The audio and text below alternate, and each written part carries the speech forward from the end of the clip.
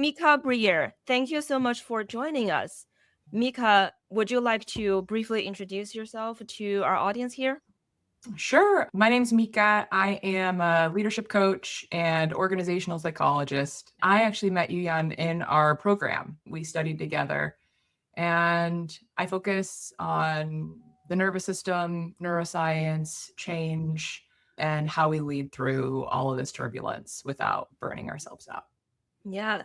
So, Mieka, you actually retired from the corporate world and decided to take on this entrepreneur journey to open your own consulting business, coaching business, right? I sure did. I left about 9 months ago. The reason why I think you're such an amazing guest is because I created this platform to embrace the authenticity, the chaos, the humanity part of our lives. And I find it such a incredibly profound thing and increasingly hard to find in a world where every piece of communication is perfectly crafted by AI. And if you go on to LinkedIn, it's all high professionalism, executive talk. And when I talk to you, Mieka, I find that your approach of coaching your clients is always being very grounded. So I thought that you would be such a perfect guest for the show and would be incredibly helpful for our audience here. The first question I have for you, Mieka, is I want you to take me back to the young version of yourself before you gained all of these experiences as the executive coach, before you even stepped into the corporate world. What was that young Mieka like? How was success framed to you as a young girl? Did you always feel like you have to perform highly or reach a certain target to be considered successful? So I live in Seattle, Washington. I'm born and raised in the Pacific Northwest. My whole family's here. So I grew up spending a lot of time with my family, my grandparents, and my parents had me when they were really young. So I really spent a ton of time with my grandparents. And stories I heard growing up were all just like backed in lineage. So for me, the first ideas I had about success were stories I heard about my great grandparents. My family's Dutch. We moved here from the Netherlands in the 60s, and my great grandparents were resistors to the Nazi occupation in Holland. And they funneled Jewish people out of the Netherlands and to safety. And then additionally, they outside of that were scientists doing some of the first research on pesticides and their impact on the environment and vitamins and nutrition and what we could do to like eat and have healthy bodies. So I was raised with all of those stories. But then my grandparents were these like back to land new age hippies. So I basically ran around in the woods with scarves, talking to fairies and gnomes, and was asked questions like, why did your soul choose this family? And that was a big part of my upbringing. But at the same time, I was born in the late 1980s to a young mom, and she was just hardcore, like, I'm going to be this 1980s power feminist. So she went hard in her career. She was a registered nurse in the intensive care unit. And she also was like the PTA mom who was always done, always beautiful. And then my dad was a small business owner. So I saw both of them doing this version of success that was really focused on hard work and achievement. So I grew up with kind of both of these flavors, like ambition, success, hard driving, but also change making and really thinking about how we can make the world this deep and genuinely healthy place. So you come from a family of mission-driven, hardworking professionals. How did that impact you when you start working yourself? I remember in one of your posts, you mentioned that you started working at a pretty young age, right? Yeah, I got my first job before I could drive. I got my first job as a 15-year-old as a lifeguard at the local theme park. I had to hitch rides from colleagues or beg my mom to drop me off at work in the summertime. So I started working really young. And I mean, I haven't, aside from being an entrepreneur, I haven't not worked since that point. And then as a young person, I was also always in school. I mean, I'm almost always studying something and, you know, doing my 9 to 5. I'm sure that professional life must have been a very big part of your growth, your personality, your identity? How did that feel like to you for those decades of working? I started working from a young age. I was in student body. I did all the extracurriculars. I was like your classic high achiever as a young person. And then I went forward to study business. And as I was studying business, my mom had this major, major health crisis. She was very close to death. Like, I really thought any day I was going to get a call that my mom had died. And the conditions that she was dealing with were all related to years of chronic stress. And I started to see how, me being this person who was hard driving, I was studying business. I, wanted to join corporate. I wanted to go to all of these big companies. I was going for my internships, while pulling all nighters and then getting my shift at the coffee shop. And I was like, this thing I'm doing, this thing that is in me is also the same way of working that my mom did forever. And that is actually crushing her and might take her from me in my life. Yeah. And it was this like huge eye-opening awakening. I wasn't smart enough to like change my whole life in that exact moment. Yeah. I did shift away from like big corporate to a career that started with mission-driven work. So the first big chunk of my career was in nonprofits. And I taught business to microfinance loan recipients internationally. So that was like the whole big first chunk. But I came at it in a way where I was like, no, I'm going to change the face of capitalism. Like, Yeah. I'm going to work. And by the end of about 7 years doing that, I really felt like the weight of our messed up economy was on my shoulders, and there was no way I was going to change it. I was so tired. But I'd gotten a lot of feedback that what I was really good at was organizational development. So Yeah. I decided to take a break and shift my career into change management, learning, OD. But frankly, at that moment, no one would hire me. I was way too inexperienced in that world to go into a job. So I quit and I actually nannied for 2 years while I started to get my education until finally someone would hire me to work in learning. Then I had my next big chunk of career where I was studying organizational psychology, I studied leadership, and then I was doing a lot of strategy management and planning in the corporate world. I think I wised up a bit to burnout at this point. Like, intellectually, I understood it, but it was starting to get deeper in my bones. Like, I was doing a lot more of the healing work to understand what was going on. And that's when I think I started to like really pull back the layers for myself. In that next chunk, I doubled my income. I went from like $100,000 to $250,000 a year in earning over 5 years. I got 4 promotions. I earned 2 degrees, and I didn't slow down, right? Like, so that was happening. But I did do it in a way where I had more boundaries, and I would say I felt healthier. And I started to realize that what was really going on was I was doing a lot of healing work, and I had more capacity to hold how much I want to do because I'm an ambitious person. So I started to feel healthier. Then I had a high risk pregnancy. And that was like really the moment where I actually couldn't work more than 4 hours a day. I had to take naps and I had to go to the doctor all the time. And I fortunately had a boss who was like, you're a badass. You do more than most people in like half the time. So you just do you and keep working for me. And that was the year where I got the feedback that I was executive ready. And I was like, I think there's something going on here. Like, the hard grinding that really burns you out, that was never what led to my success. It was when I started to be able to lift more and do more, but in a way that really like protected me. So I don't know, that might sound a little messy, but that's what comes up for me. Messiness is exactly what we're embracing here. Mieka, thank you so much for sharing your backstory. So it sounds like you were at the pinnacle of your career.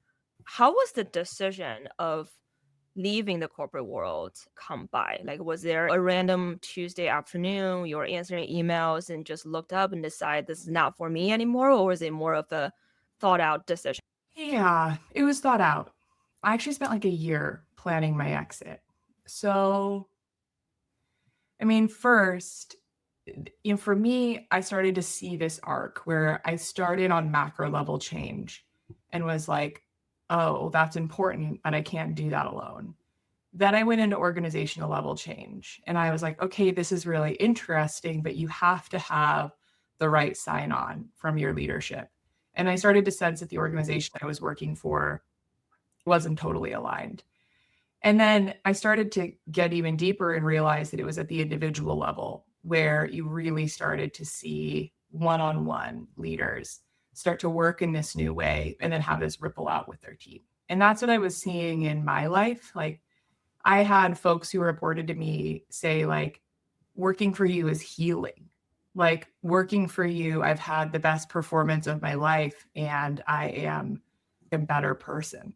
And I was like, huh, like, okay, there's something going on in this recipe. And I think there's a lot that we can do for one-on-one leadership development. So I started to kind of have that theory, which brought up, why I wanted to do coaching. I also had spent a really long time building my skill set. So I have half a master's in applied neuroscience. I have a full master's in organizational psychology. I did intensive work around facilitation and I'm really expert in that space. And then also in embodied or somatic leadership coaching.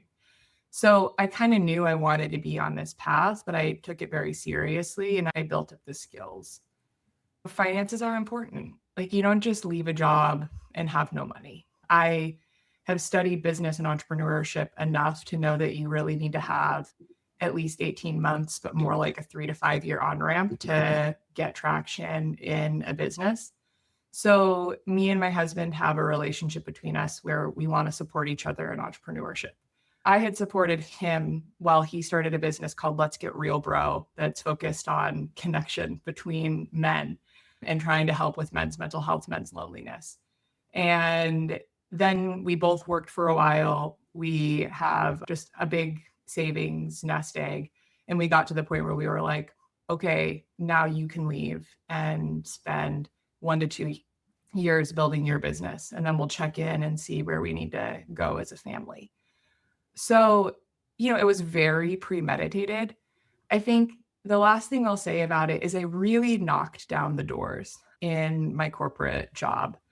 And I got all the way up to talking to the chief people officer, the chief technical officer. I reported up to the chief technical officer managing strategy for about 2/3 of the organization. And I was like, hey, I'm best at strategy, people, and culture work. Like, that's why you want me here. But I've been stuck at this level, a manager level, for 2 years. And I'm getting consistent feedback that I should be reporting, like I should be higher. And they were just like, hey, the reality is the business doesn't value what you have to offer. I am pretty straight up. And I was able to hear that. Just like, yeah, I get that. I get that right now is not the time that this business values this work. Yeah. They were like, we agree that you deserve a promotion, but if you want to do that, then you're going to need to go down this different path. And I was like, I don't really want to run vendor contracting work with our third-party overseas vendors. Like, I don't really want to get narrow in the specific aspect of healthcare. Like, those aren't things I built my career around. Yeah. So I made the decision that for me to level up was actually to leave. So at some point, you decided the growth that you want for yourself, for your family, for the people you love, diverge from what the corporation has planned for you. Yeah. But I didn't just believe that's true, because I think it's really easy for you to just tell yourself a story that's like, wow, this organization sucks. But really to come from a level-headed place, like I got where they were. I saw where they were at. I had the conversations with my leaders. Like they were at my going away party, being there and saying like, we're so excited for you to use your skills in your next chapter. And we're so sad that, we don't have the space for you to use them here. So it was that decision, but in a way that was, thoughtful and mature, which is what I'm hoping to help leaders do, to work in that place where they're within their capacity so they can be making these centered decisions. Yeah. So you bring all of that life experience and professional skills into this coaching practice of yours, this venture of yours. What is it that you're doing for your clients, and why do you think it's important for professionals in this world? We have one of them here, so we should ask them. But what I will go ahead and say, I did a ton of trauma healing and somatic work throughout that corporate story I told you. When I went from, working in the way where I was extremely burnt out to still being a highly ambitious person, but really working within my nervous system capacity. And then ultimately getting to a point where I was doing some of my best work, but with not a lot of time and having a big impact on the people who rolled up to me. What was behind that was like, yes, leadership skill, yes, a proficiency in my space, but also a ton of deeper work on myself. And the methodologies that I found worked for me most were not like cognitive. They weren't me just like thinking and telling a story. And what I find with myself and a lot of my clients is we're too smart to just like talk out our stuff. Like we understand it through and through, and that you really actually have to click down a level deeper and start to feel your emotions and feel what's going on in your body. And that when you start to do that, change really happens. So I had that experience personally. And a lot of my studies are about like wanting to understand like what's happening, like what is going on in this biological system. Working in the body felt sort of like wooey and magical, and I'm a pretty logical and linear person, so I wanted to understand like why that was true. So that's where the applied neuroscience came in, and that's where a lot more of my education that feeds like embodied trauma informed like neuro leadership practices fits. So to make that a bit more concrete, I work with my clients on the level of the nervous system, which basically means like feeling your own body and sensing if you're coming from a place of moving away. Imagine like someone gives you feedback you don't want to hear and your body clenches up. You're like, nah, I'm not into that. And you kind of lean away and you close down. That's a nervous system threat response. And in our environment, we have cues all the time that are telling us basically that we should feel at threat, if that makes sense to you. On the flip side, you can have a towards response, which is like, I feel open, I feel curious, I feel connected. So that moment, maybe someone gives you the feedback you don't want to hear, but you can reframe it and you can say, hi, actually, I'm curious about this and it's going to help me get to where I want to go. So first, I work with people to just notice in their body whether they are having that away response, that threat response, or whether they're having the toward response, that like open, curious, connected. And we start to understand how is that built into what they learned in their lives? How is that built into their stories about success? How is that built into where they feel safe or what their self-worth is grounded in? So we go to that level. Then we start to work with emotions. A lot of leaders think that they should be suppressing their emotions and just like grinding through. The science says suppressing your emotions actually causes you to have the same nervous system response. But then, even though you think you're projecting yourself as calm, cool, and collected on the outside, it actually makes other people anxious too. Because people are smart and they can read that what's coming out of your mouth and what's happening in your body are not aligned, which means they don't trust you as much. So I work with leaders to feel their emotions, but not be overwhelmed by them. And then to understand tools to work with those emotions in the moment. So we go from the nervous system, like your body, up to then your emotions. Then I work with people on their beliefs and their mindset. So one of the strongest tools for shifting how you feel is called cognitive reappraisal. It's basically like putting on rose-colored glasses, but with science behind it. So it's working with people on what are the stories that you tell yourself about work, about success, about leadership, about what good looks like. Are those really true? And what would be a more true story? And then all of that rolls up to your behavior and how you show up as a leader. And when it's aligned, you thrive, like you feel better. And even when you're under pressure, you can find that moment of thriving. And that's what I call sustainable success. Versus the other side of it is just that keep calm and carry on. Like you actually aren't calm, but you're putting that face on for people. And it makes you feel worse over time. It can have negative effects on your health. It could have you be in a situation that, my mom was in after years and years of suppressing how you feel. But also, it has a major negative effect on your leadership. It reduces the resources you can put into strategic thinking. It reduces the resources that you can put into creativity and complex problem solving. It hurts your relationships with people.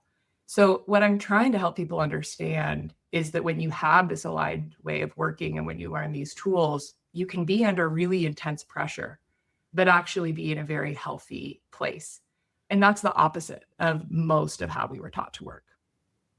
So if I tell you, Mieka, the one meeting that I dread every week is actually with my own boss. We have a weekly one-on-one. It's 45 minutes long, and I never know what to talk about. Yet I always feel like there's so much to talk about. I find myself dreading going into that meeting and, dreading even putting together the agenda for that meeting.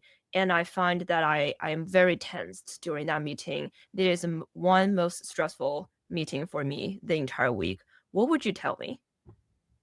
Well, first I'd ask you what's going on in your body. So, you tell me what's going on in your body when you're about to go into this meeting. I find my heart goes fast.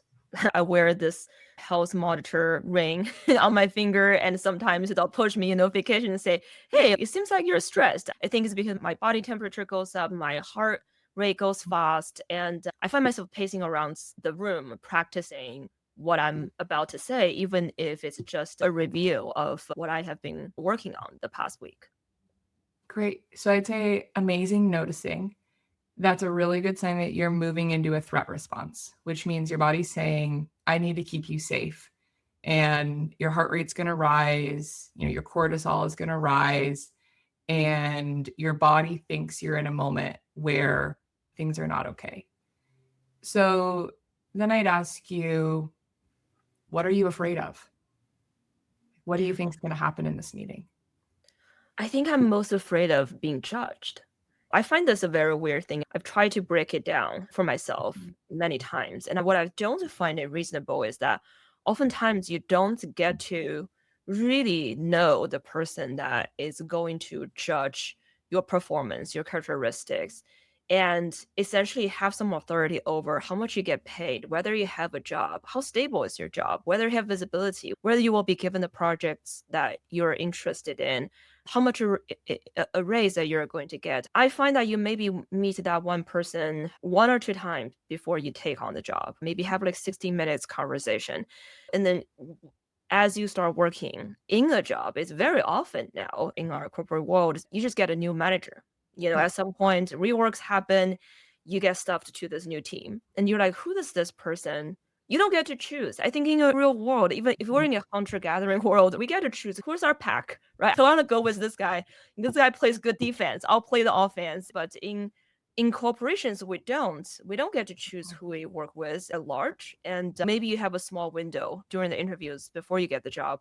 You can estimate that. So I think it is the stress of constantly being judged by maybe people I don't love. It could really make working life difficult. And I think that that's what triggered this response of mine. Yeah.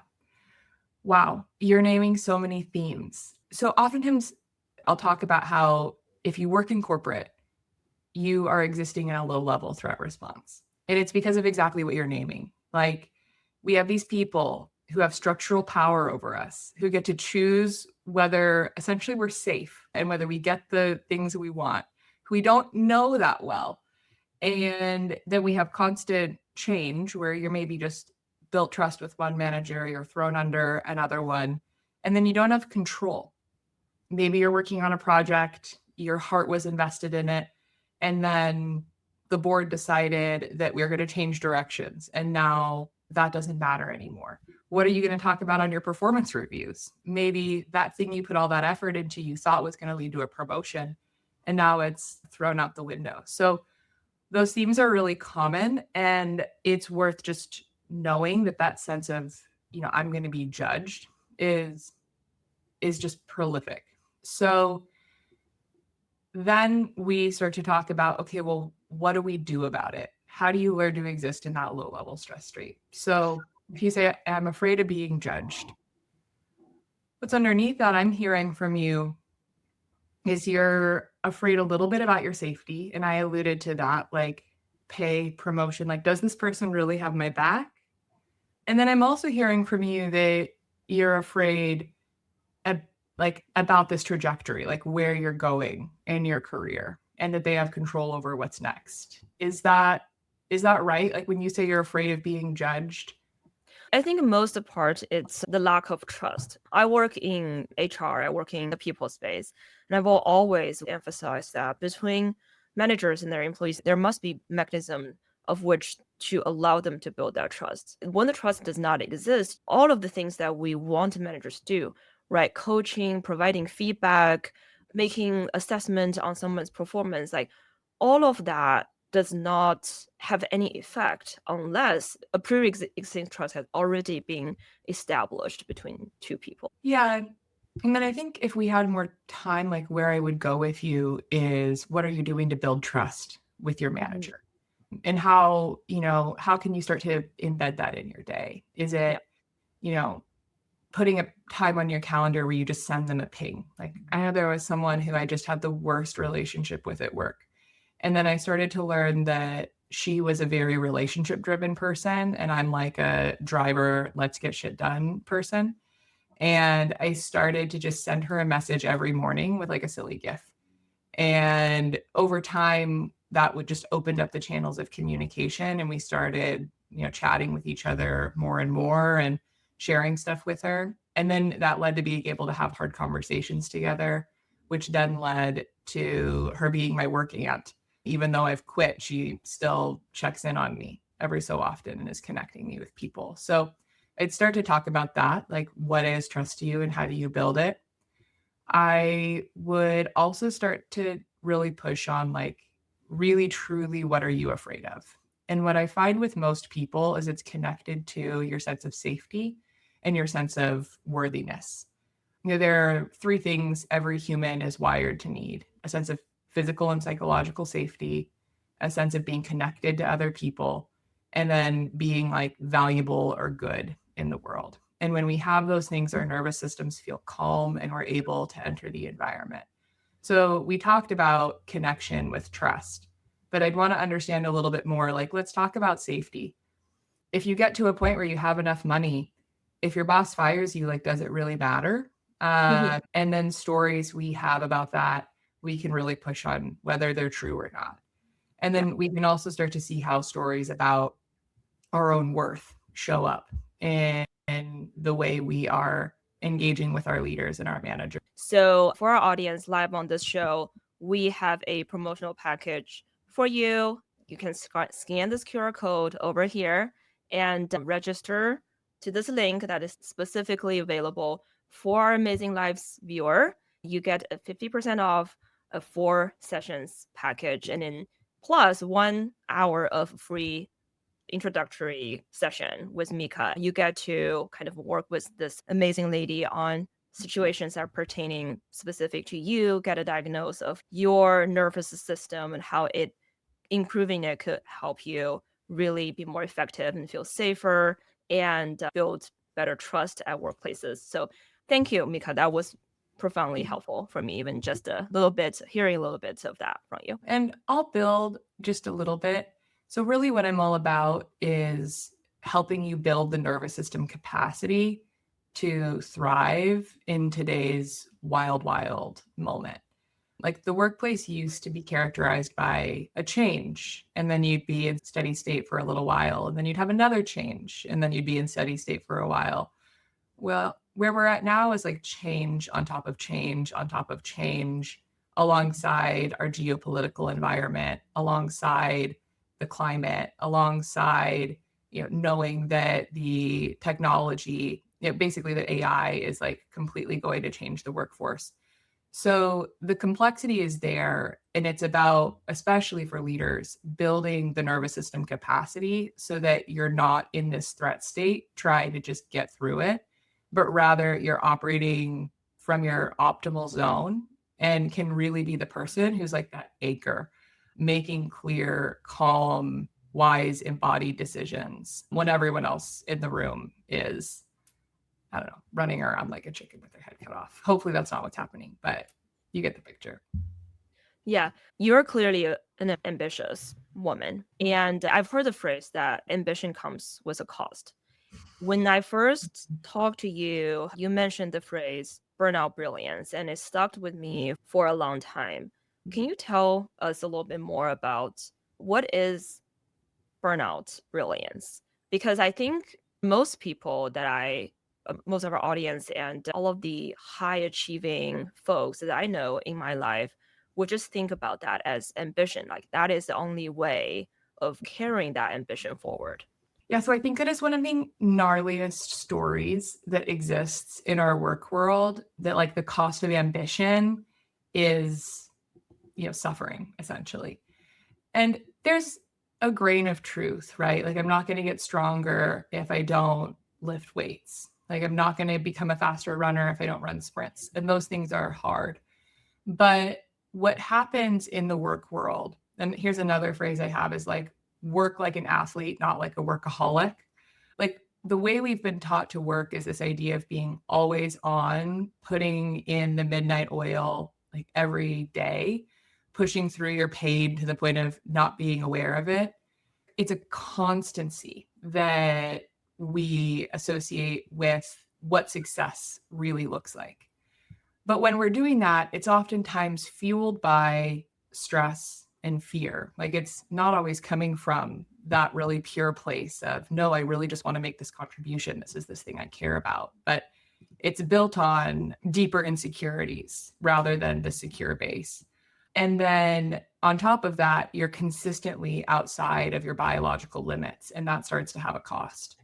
So that old story of work, I almost think about as like our old operating system. And it worked in a really stable and predictable environment. But today it burns people out. And there's wild numbers around burnout. People say that in the last year, like 70+% of employees have felt burnout. And that just increases when you start to talk about high achievers and executives. We're running this operating system that says be always on. And it's fueled by oftentimes stress and a deep sense of insecurity. Okay, we don't want that. Like that burns us out. And it's just not necessary to be successful. So what's this new story, like the new OS that we're shifting to? I call it sustainable success. What I think is problematic is we think that if you're working within your biological system, then you're like soft and you don't want to be ambitious and you don't care and you're going to like quiet quit out of your job and take naps and like frolic in the forest, which isn't what most high achievers want. Like most high achievers are like, no, I'm going there. I'm going there.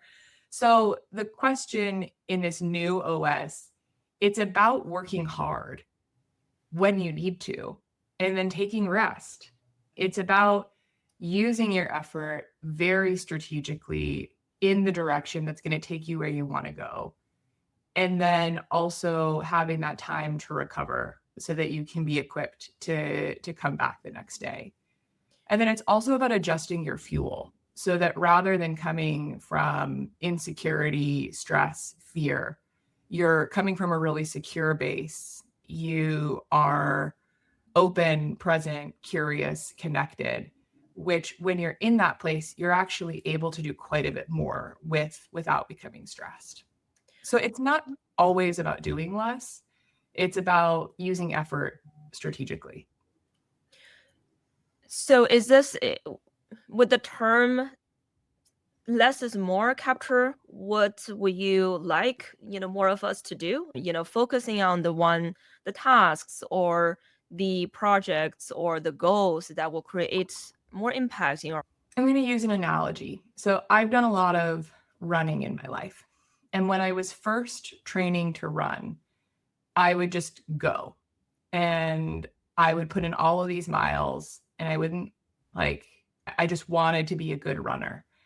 And eventually, what started to happen was I had injuries. My foot got injured, my hip got injured. And because I was me, I still like ran mountain passes, like on sprained ankles. And it hurt my body after a while. Now, as I'm running, I'm learning that I was focusing so much on just running that I wasn't building my core strength. I wasn't doing weight training. I wasn't taking rest days. I wasn't doing easy runs. So as I'm working with a trainer now, she's like, honey, you run too hard. You were just like always at a medium or high pace. I want you to do 2 easy runs a week, 1 training and 1 sprint day. And I want you to make sure you have enough energy that on your easy days or your off days, like you can do weight training. And if you can't do the weight training, then we're going to shift your running schedule a little bit so you have enough capacity for that. And when I go on these slow runs, I'm like, no, but I'm not pushing hard enough. Like there's no way I'm working right now. Yeah. But it's like that slow run done strategically is actually helping me increase like my capacity or my ability to run over time. Yeah. So to that phrase of like work like an athlete, not like a workaholic, I think previously I was running in a way where I just wanted to be a good runner so I could prove myself. Like, But I feel like corporations that are always pushing for this narrative, and it seems like doing more and higher visibility, more impact, that is the calculations. Like that's a formula for success. That's a formula for the promotion, for the next pay raise, right? Whatever we want to achieve, climbing the ladder in the corporation world. So slowing down seems very like a bad idea. counterintuitive. It's hard. It's scary. How do It's you really like? scary. Do you actually see your clients, and then I mean, you work with a lot of leaders, right, Yeah. who have probably exercised this formula to get where they are. Yeah. And when you ask them to slow down, how do they react? Well, they're terrified. One, like people Yeah. don't just want to slow down. I mean, most every leader comes into me and they say something to the degree of, I'd like to do everything exactly as I'm doing it now, and I'd like to feel better. And I'm like, I'm sorry, but that's not going to work. And then slowly, as we start working together, we'll get to like, better and better goals. No one wants to just slow down. I'm going to tell a story about a client I have. She has a really interesting backstory, and I think you'll start to see the through line of some of the things I've been talking about here. So she was born in Soviet era Eastern Europe. She was a kid when the Berlin Wall fell, and she went from like pure communism. Like everyone wears the same thing. You have the same couch, you have the same car, you go to the same school, like everything's the same. And then it went into hypercapitalism where they were doing subsistence level farming and no one had anything. So that was her grounding on, just ideas about safety and worth. Then she moved to the United States with $5 in her pocket and climbed her way up to the top.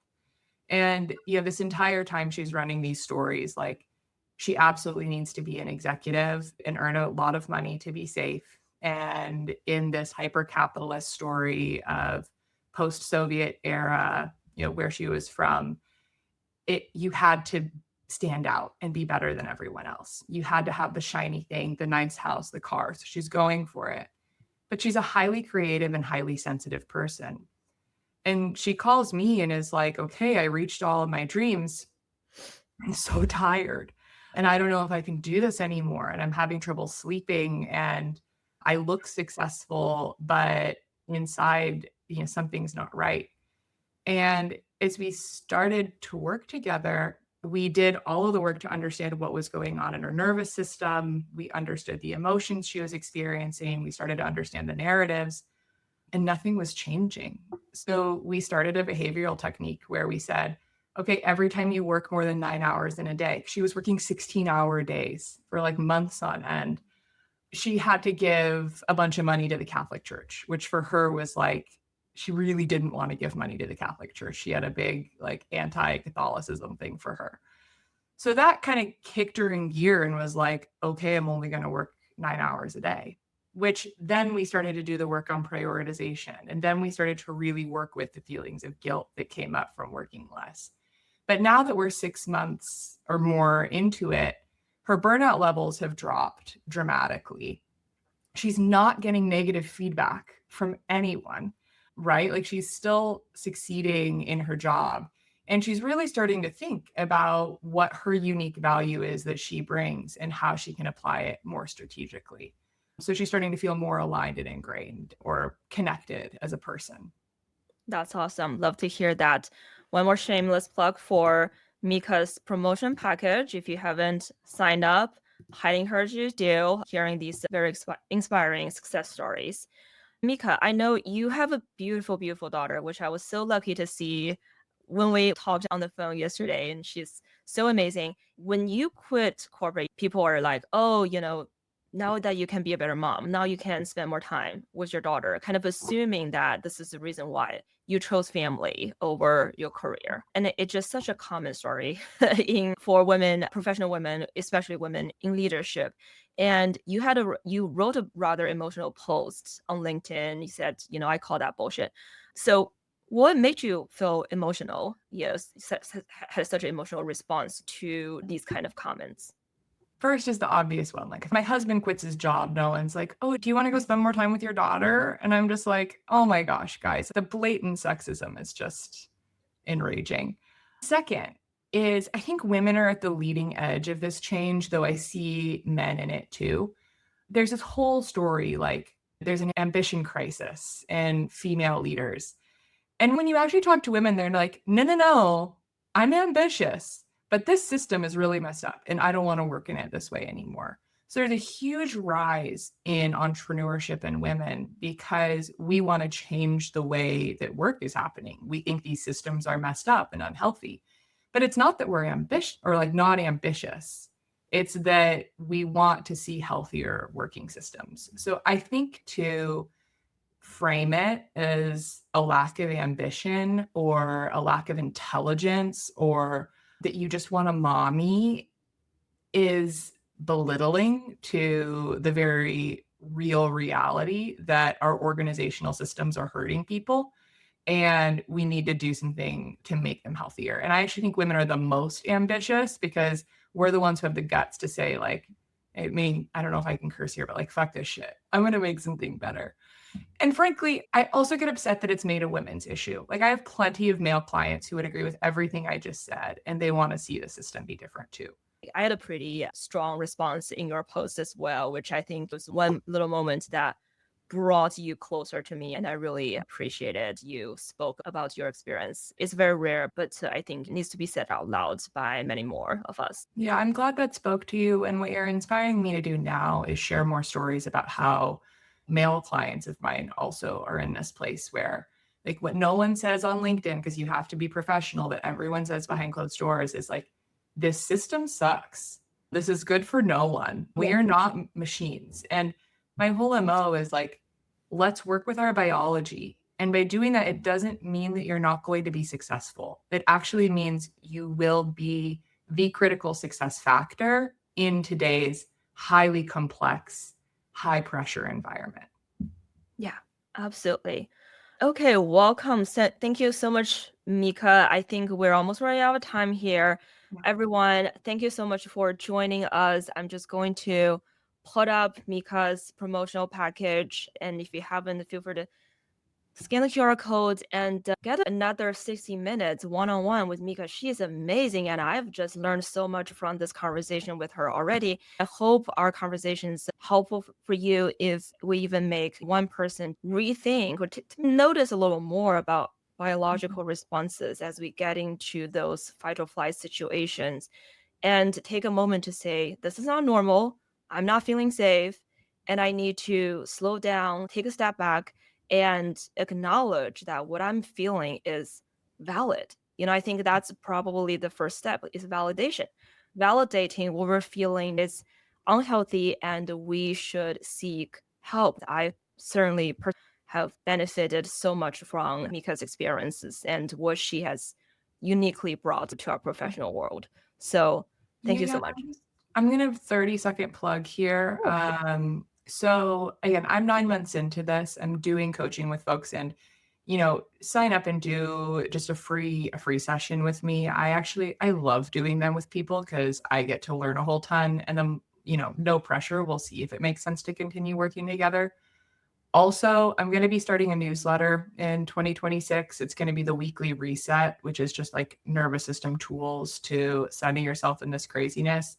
And I'm building a course called the Overwork Detox that's all about like ditching that old OS of what success means and learning the new one. So that's coming. Stay tuned. And I'm excited to get to know all of you who are on this call. It's just good to be connected with more folks who care about this stuff. So thanks for being here. Thank you again, Mieka. I really look forward to, taking your courses and reading your newsletter. You already have an audience in me. Hey, well, thank you, everyone. Have a great day. Hope that you're feeling that holiday spirit coming up to you. I certainly have been snuggling with my blanket and drinking my hot cocoa. Happy holidays. And we will see you in the next Amazing Lives in 2026. Bye.